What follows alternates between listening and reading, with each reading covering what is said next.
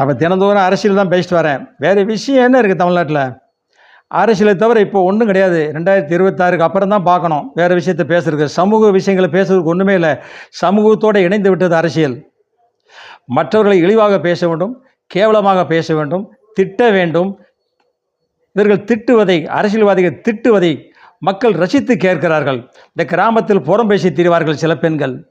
திண்ணையிலே உட்கார்ந்து கொண்டு அவள் இப்படி, இவள் இப்படி, அவங்க குடும்பம் இப்படி, இவங்க குடும்பம் இப்படி, இதை கேட்டு மகிழ்ந்து சிரித்து கொண்டிருக்கும் பெண்களைப் போல் இன்று அரசியல்வாதிகள் சிலர் மேடைகளை சிலரை பேசுகிறார்கள், அசிங்கமாக திட்டுகிறார்கள்.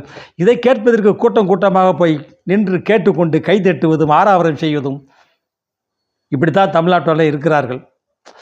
மற்றவர்களை இழந்து பேசுவது அவர்களுக்கான ஒரு அரசியலாக இருக்கலாம். மக்கள் எங்கே? மக்கள் இல்லை. இப்பொழுது நல்ல மக்கள் தமிழகத்திலே குறைந்து வருகிறார்கள். சிலர் ஏசுவதையும் பேசுவதையும் கேட்டு கைத்தட்டி சிரிக்கிறார்களே. எந்த தலைவர் வந்தாலும் பேசுகிறாங்க, ஏசுகிறாங்க. எல்லாருக்கும் கைத்தட்டி சிரிக்கிறதா? கொஞ்சம் யோசித்து பாருங்கள். தங்கள் குடும்பத்தையும் எண்ணி பார்க்க வேண்டும். அடுத்த வழியில் வரேன்.